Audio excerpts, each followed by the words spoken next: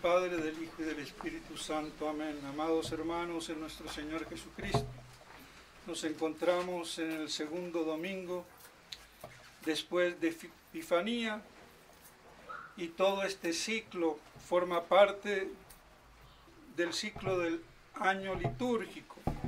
Por eso los ornamentos verdes, hasta que comienza la Septuagésima, los domingos de Septuagésima. Y pues bien, tenemos el famoso milagro de las bodas de Caná. Y mucho más famoso sería si todos supiéramos, y fuese de común y corriente predicación, saber que eran las bodas de San Juan Evangelista.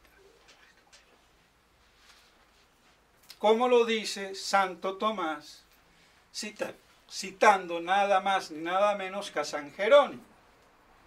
Y vemos como estos dos doctores eminentes, olímpicamente desconocidos. Y por eso puede parecer asombroso y hasta medio fabuloso o de fábulas decir esto. Y pues bien, a alguien le toca decirlo si lo sabe. Y como yo lo sé, lo digo, y no que me la dé de sabios, como por ahí me dan zancadillas, pobrecitos, que ni aprenden, diciendo que uno se la tira de sabio. Bueno, de todos modos, es parte de la caridad participar, dar a conocer, enseñar lo que se sabe. Y lo que se sabe con fundamento. Pues si Santo Tomás lo dice, y lo dice San Jerónimo, creo que nadie lo puede poner en duda. Y si lo pone en duda es porque ha hecho de su ignorancia ya prácticamente un dogma de fe, que es lo que acontece.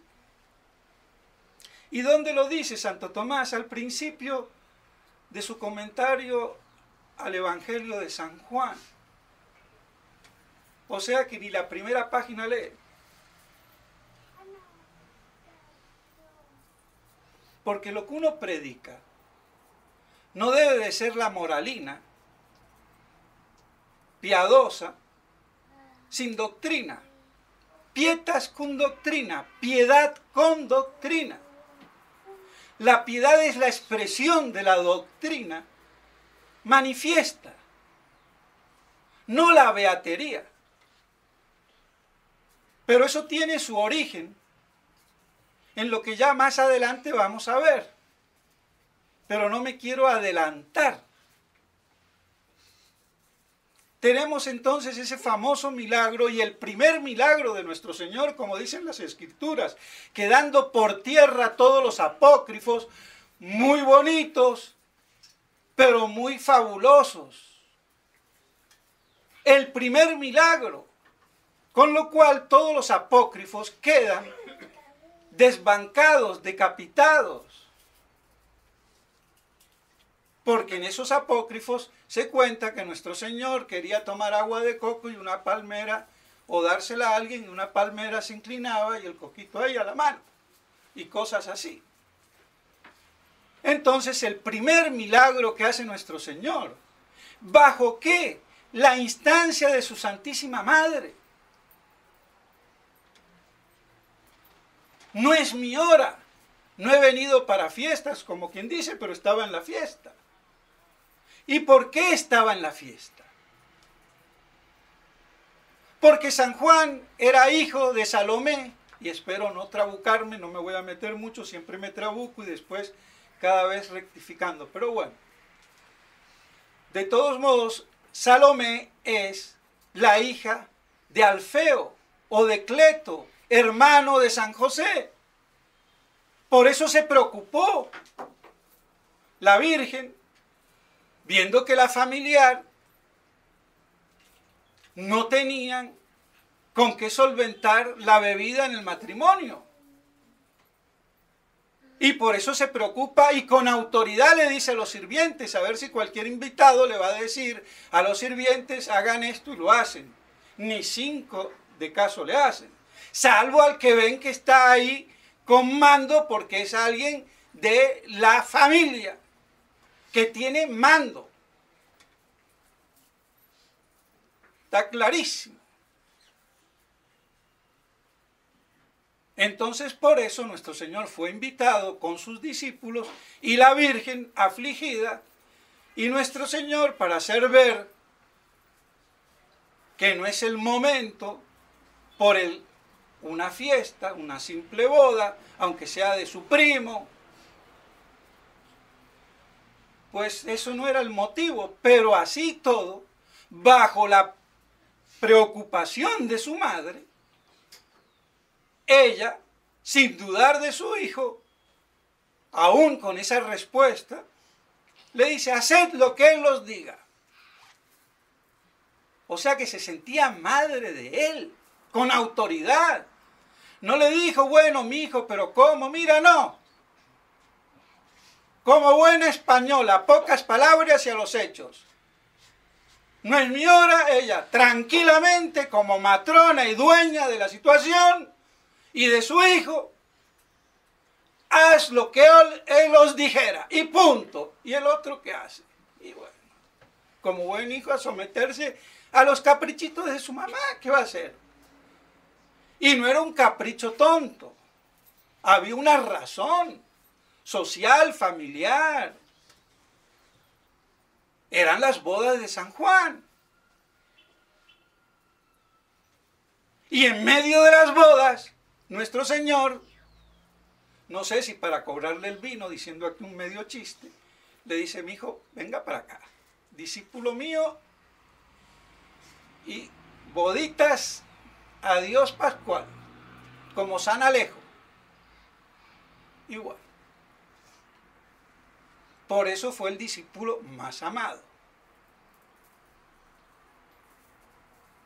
Pero vemos así entonces la impronta de Nuestra Señora haciendo debutar a nuestro Señor con un milagro y su primer milagro. Milagro de lujo, como algunos dicen. ¿Y con qué profusión? Porque dice el padre Castellani, dice, y otro milagro hubo, porque que no se hayan emborrachando con tanto vino. Bueno, también pudo haber sobrado, ¿no? De todos modos, así tenemos la importancia de la intercesión de Nuestra Señora, para que nosotros también lo tengamos en cuenta, que lo que le pidamos a la Santísima Virgen María, en beneficio de nuestras almas, de la Iglesia, de la salvación de los hombres, ella siempre lo va a conceder a través de su Hijo. Siempre. No va a dejar de oír. Otra cosa es que cada uno ponga o no obstáculo a la gracia divina. Son los misterios de la salvación, de la condenación y el gran misterio de la libertad del hombre que elige, acepta o rechaza, en definitiva, la verdad y el amor divino. Y pues bien, y vemos así, mis estimados hermanos, con lo que decía al principio, de la espiritualidad, de la moral, pietas cum doctrina, piedad con doctrina. Todo es equilibrado, y más en el orden sobrenatural, e igual en el orden natural. El hombre es un equilibrio de alma y cuerpo, no es ni espíritu puro angélico, ni materia corpórea animal, es la conjunción del alma espiritual que se asemeja a los espíritus puros o ángeles, y es también materia corpórea que se asemeja a los animales. Y si yo tomo una parte por el todo, estoy diciendo verdad, pero gran mentira, porque hago de lo que es una parte el todo. Y sobre todo cuando hago la parte material superior a la formal, hago superior el cuerpo al alma. Pero tampoco voy a hacer al alma puro espíritu angélico. Entonces vivimos en una conjunción. Y a cada cosa lo suyo. Y así en todo el orden sobrenatural. Nuestro Señor, verdadero Dios y verdadero hombre,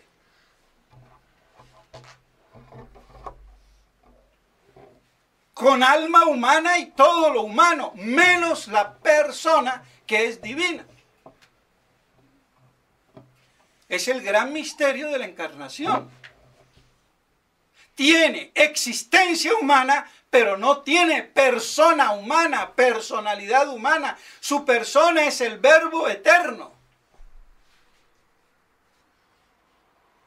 que le da el ser a esa humanidad.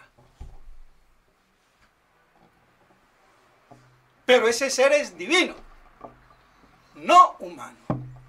La hace existir. Por eso el padre Castellani en su catecismo para adultos se equivoca por una falsa filosofía cuando dice Cristo no tenía existencia, no tiene ser divino, es ser humano. Perdón, no tiene, nuestro Señor no tiene el ser humano, pero sí tiene la existencia humana. Pero como confunde el ser, que en nuestro Señor es divino y es la persona, dice no tiene existencia humana. Y todo un padre Castellani. Pero eso viene por un error de escuela. Porque confunde el ser con el existir.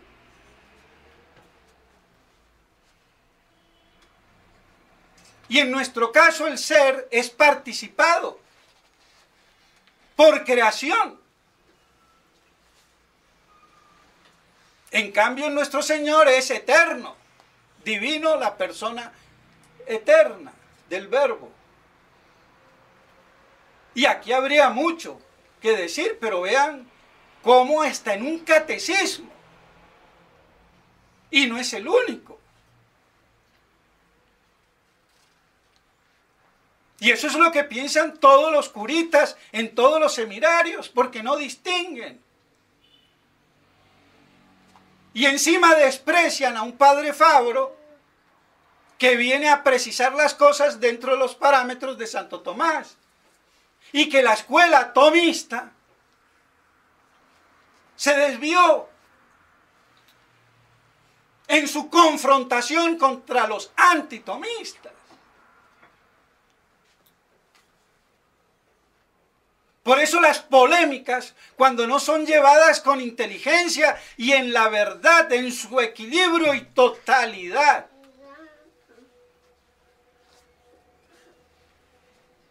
Entonces, si yo hablo mal del Kempis, que antes no me atrevía, no era santo de mi devoción y basta, Ánchez Castilla. Pero después viendo que un padre Fabro me dice que el Kempis es nominalista, y viendo que el Kempis tuvo una gran difusión a ser el libro más editado después de la Biblia, y leído en todos los refectorios y aún en el de Ecón, y no como el chico este Flavio Infante del Sílabus, sostenido por el padre René Trincado, que se pone a despotricar porque no entiende. y que yo me la doy de sabiondo. Pues me la dé o no de sabiondo, Señor. Refúteme, no por mis defectos, sino por lo que digo, ¿es verdad o no es verdad que el Kempis era nominalista voluntarista? Punto. Ah, que San Pío X, que San Ignacio, que Santa Teresita. Muy bien. Los santos también se pueden equivocar, no son Dios, no son infalibles. Y no tienen por qué ver un problema teológico, filosófico, como es el nominalismo, el voluntarismo. Y además los santos pueden tomar la parte proporcionada dentro del todo de la proporción dentro de la cual la parte se encuentra. Y entonces así se equilibran las cosas. Pero si yo me sigo por el antilectualismo nominalista, voluntarista del Kempis, yo quedo completamente anulado. No nos olvidemos que el Kempis es la expresión de la devoción moderna, en oposición a la devoción antigua o la devoción patrística, que la escolástica antigua quiso de algún modo expresar. Y en oposición a esa devoción patrística y escolástica, viene la devoción moderna en Renania, los Países Bajos, Alemania. En oposición.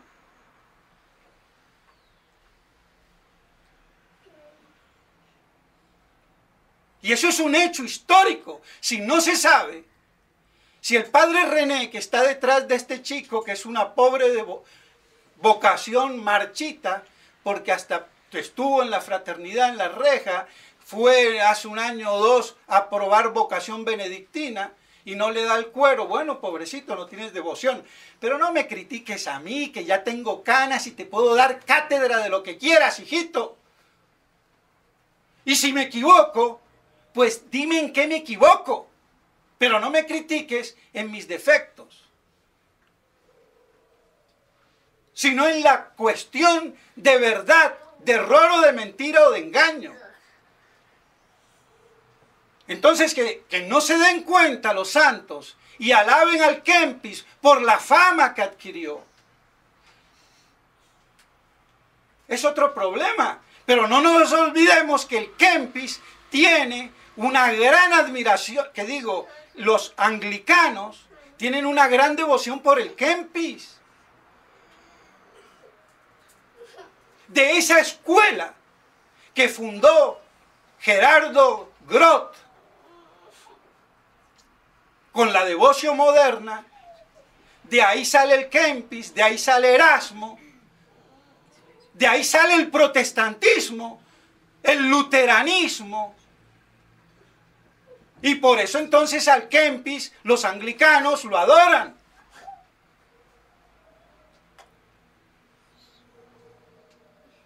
Ah, pero es que dice cosas muy profundas, sí, pero él deprime la inteligencia.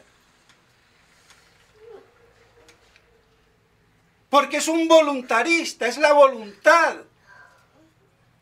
Y como buen nominalista, los conceptos no dicen nada, son nombres. Y es más, la inteligencia es como un instrumento del diablo. Cuidado con la inteligencia, eso es orgullo, obediencia, sumisión. Entonces la inteligencia, en vez de convertirse y ser la captadora de la realidad y la luz con que veo la realidad de las cosas, es una enemiga del demonio.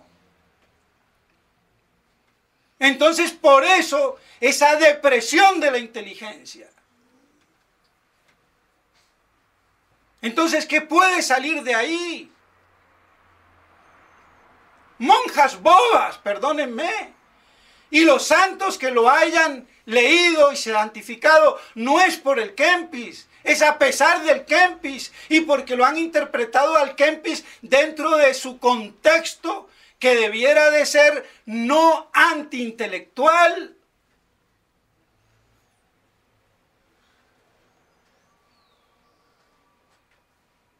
Y para colmo de males, y dada la ignorancia, este Groth, Gerardo Groth, que fundó, y después vino el padre del Florentino, que hizo la misma congregación, pero para hombres, era admirador de Suso o Susón,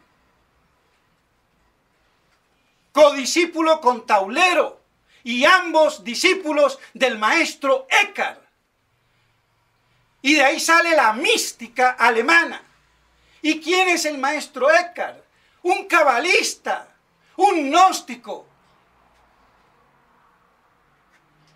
El padre Fabro ya me dice, para Eckhart, Dios crea por fuerza de naturaleza divina y Dios necesita de la creación a tal punto que la creación es tan necesaria como la procesión de las tres personas divinas en la Trinidad Santísima. Porque Dios crea por naturaleza, y como su naturaleza es de orden intelectual, entonces tiene que pensar, y al pensar crea. No es un acto libérrimo de la voluntad.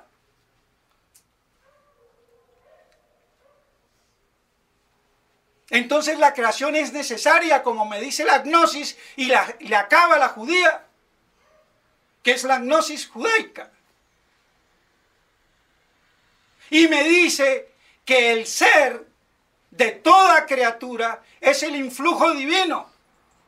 O sea, que me está fundamentando toda la gnosis, filosóficamente hablando. Y por eso el padre Membiel lo pone como precursor de todo el panteísmo alemán. Y el mismo el padre Fabro.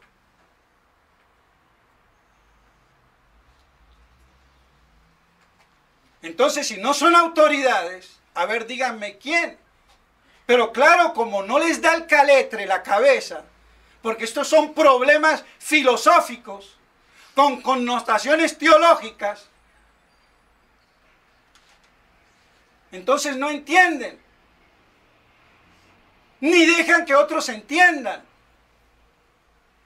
Ahora, claro, como el Kempis ha sido tan alabado, ¿quién se enfrenta? Y bueno, un enano como yo, sobre gigantes, como Fabro, Membiel, y toda la doctrina en la que ellos se sustentan.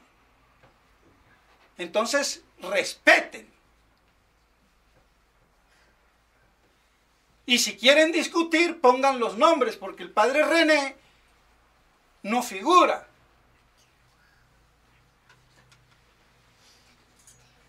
No le da el valor. Entonces que se deje como mujer de insidiar por debajo. Si quiere, salga ruedo de frente.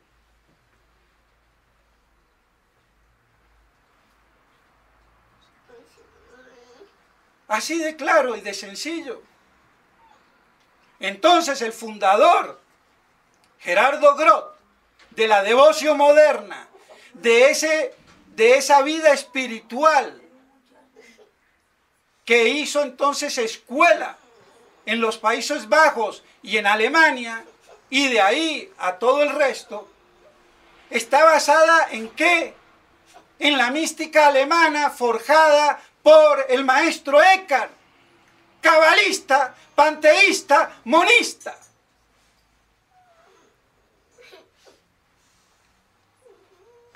Y esos son hechos. Que no lo vean, bueno, ahí está.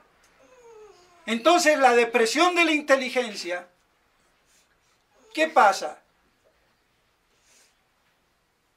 Llegamos a decir, como Ockham, que poco importa en la moral, las cosas son buenas o malas por voluntad divina, porque si Dios me dice que adore a una burra, yo tengo que adorar a la burra. Y si esa burra es la de Balán o la monachita, y no peco, pues imbécil. Esa estupidez dijo Ockham.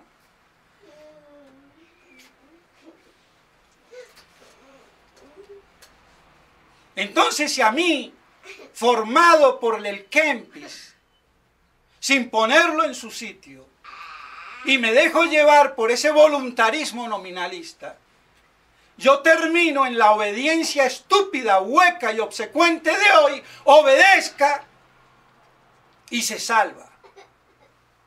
Y entonces termino haciendo de la obediencia en la cuarta virtud teologal, porque virtudes teologales son 3 y nada más que 3. Fe, esperanza y caridad. Esto hacen la cuarta. Y encima, en primer orden, por encima de la fe. Porque si tú obedeces a tu superior, te salvas. Aunque el superior sea un imbécil, o un hereje, o un ateo, o un antipapa. Si me apuran. Y si al padre René le duele que yo diga que me crezco como toro bravo, pues que se friegue. Y me crezco, porque aquí me conecto con el otro problema. ¿Cuál problema? El problema que quieren aplastar el sedevacantismo teológico. Y para eso Monseñor Felé prefacia el libro de los dos autores Celsa y Sicoen, que parecen ser gringos, para aplastar.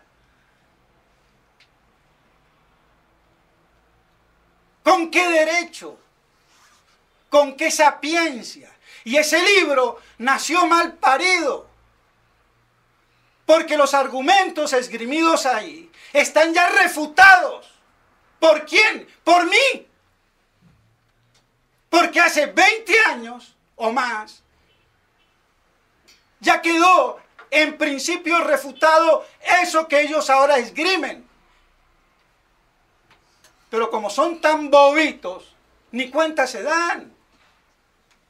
¿Y por qué hablo así? Porque, señores, San Roberto Belarmino, que habló del tema, me saca 5 hipótesis, opiniones o tesis o como le quieran llamar al respecto. Y todo esto lo trae el Da Silveira, un libro citado por Monseñor Lefebvre, pero puesto en el Index, en Econ. Yo me lo tuve que procurar escondido y leerlo a escondida. En mi primer año en Albano, cuando existía Albano, como cursos de filosofía. Vean hasta dónde va la cosa. ¿Y qué dice San Roberto Belarmino? Él no las pone en orden cronológico, pero dice, hay una que niega absolutamente que un papa pueda caer en la herejía. Y ese es Pigui, un holandés de la corte de Roma, de Adriano IV o VI, papa que fue holandés, respaldado por Carlos V, y claro, de la curia romana sale con el cuentito ese.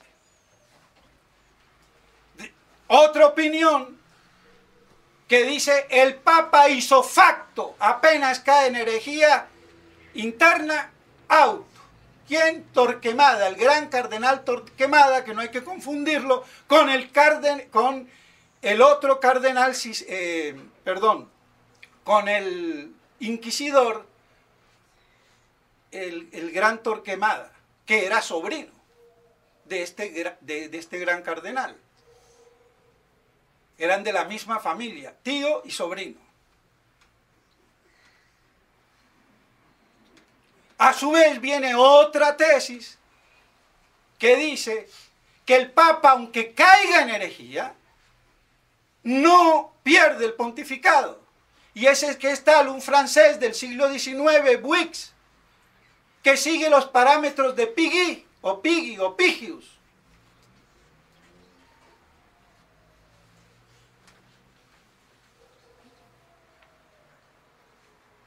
Vienen otros y dice, tomándola de Torquemada, pero puliéndola un poco más.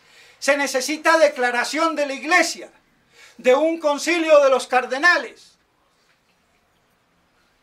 que es lo que toman ahora los padres de Abrillé. Y eso lo puso Cayetano y Suárez, con una diferencia, que para Cayetanos era probable que cayera en herejía y para Suárez era simplemente una posibilidad ya remota. Pero bueno, la admitía aunque sea remota.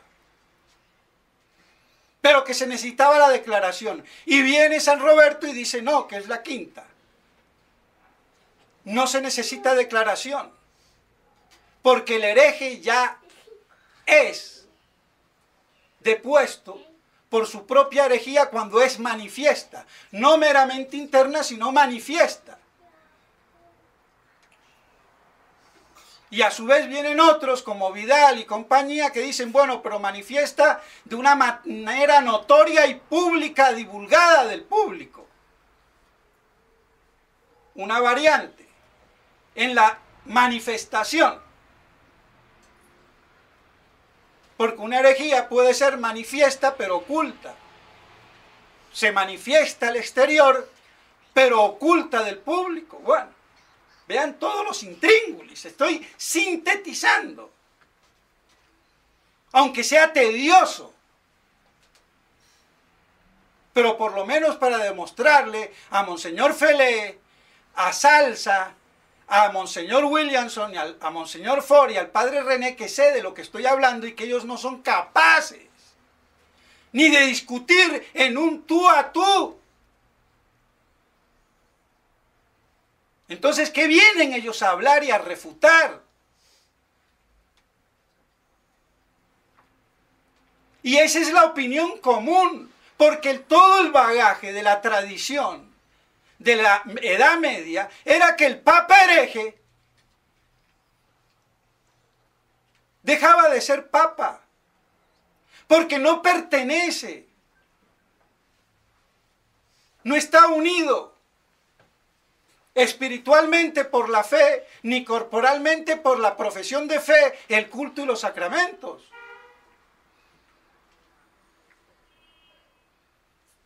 El hereje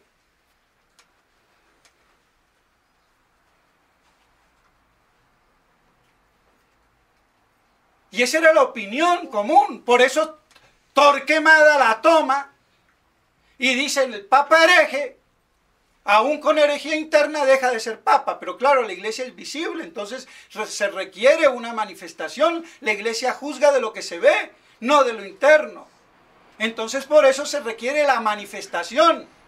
Y si quieren, conocida del vulgo, del público.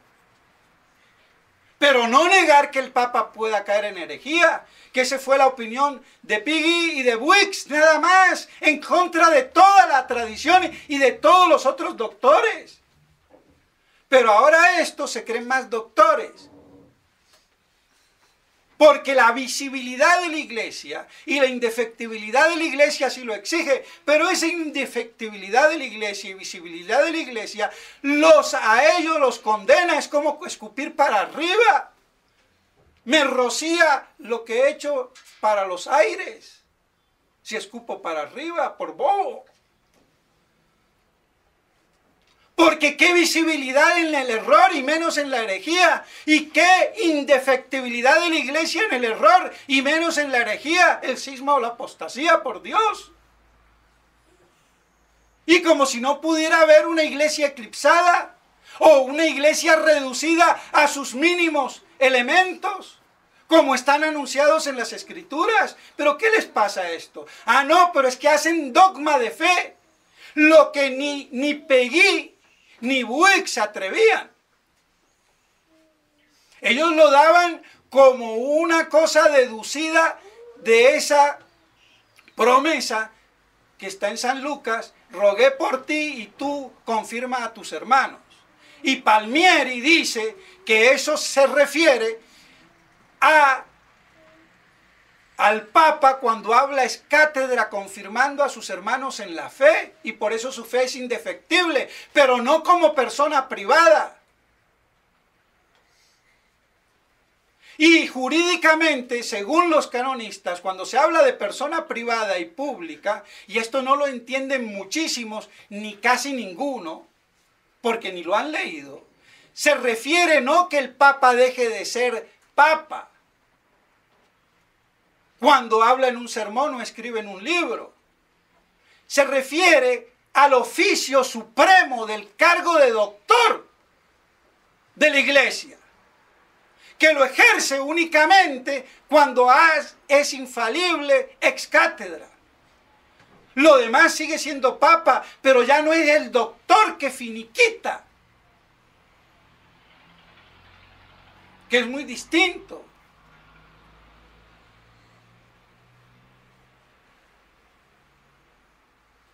Entonces, ¿de qué invisibilidad me hablan? Y encima Monseñor Lefebvre me lo dice. La visibilidad se manifiesta por las notas: unidad, santidad, universalidad y catolicidad. ¿Y la unidad en qué? En la fe primeramente, en la verdad. Si falla eso, falla todo el resto. Y ellos no tienen esas notas. Yo no digo, dice Monseñor Lefebvre, que nosotros seamos la iglesia, pero nosotros pertenecemos a esa iglesia que tiene esas notas, no ellos los modernistas. Por eso es una ilusión confundir la iglesia visible de Dios con la iglesia oficial. ¿Lo dice o no lo dice Monseñor Lefebvre? Los está refutando, pero estos no se han dado ni cuenta. Y como dogmatizan, como no se han atrevido a dogmatizar ni aún los que negaban, como Pigui y Buix. Entonces, ¿qué les pasa? ¿Qué le pasa a Monseñor Felé, a Monseñor Ford, a Monseñor Williamson? Porque en esto están de acuerdo.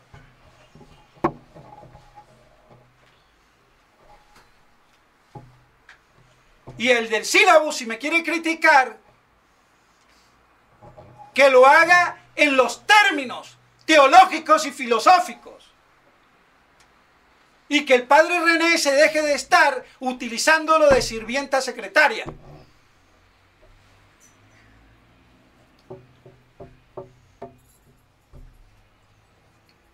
Entonces, ¿qué vienen a hablar de este libro que ya nació refutado? Y ojo, Salza era masón. Claro, se convirtió, que bien, tiene una página, explica los ritos de la masonería espeluznantes. Bueno, se convirtió, pero oye, hijito, tú que eras masón, ahora me vas a enseñar teología a mí. Le enseñarás a Smithberger, a Felé, pero a mí no. Y menos un ex masón. Porque algo queda en la desestructuración mental. Quizás por eso tuvieron que hacerlo de a dos.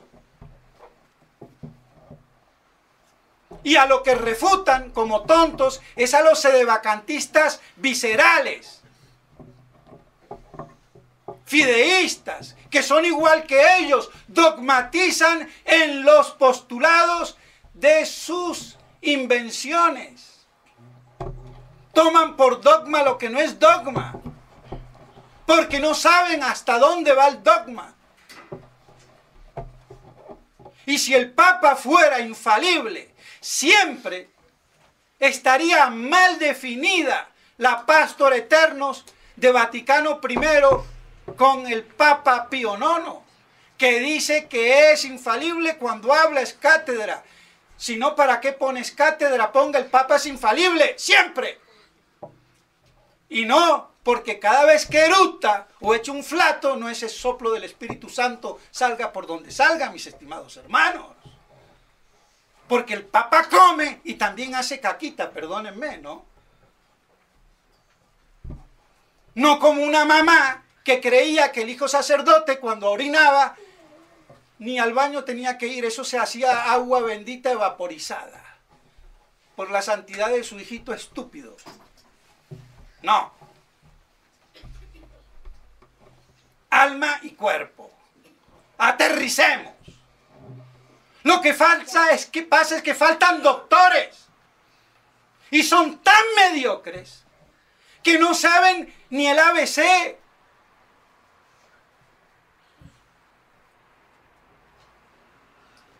Entonces, ¿qué vienen a hablar? Pero vemos aquí una confabulación. Se ataca por todos los flancos. Pero aquí le ha salido un duro.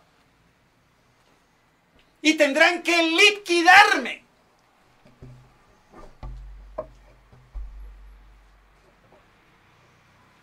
Y ellos intelectualmente no dan la talla. ¿Qué vamos a hacer? Y si dan la talla, pues salgamos a la palestra y hagamos un torneo teológico, a ver, con sapiencia e inteligencia. Pero no vengan a querer aplastar. Y lo máximo que ellos pueden conculcar con ese libro prefaciado por Monseñor Felé es al sedevacantismo imbécil, perdónenme, de los fideístas, de los viscerales, que dogmatizan. El Papa no se puede equivocar. No aceptan que un Papa legítimo, una vez electo, se equivoque. Pues confunden infalibilidad con impecabilidad del Papa como persona humana. Absurdo. Y vean contra todo lo que me estoy metiendo.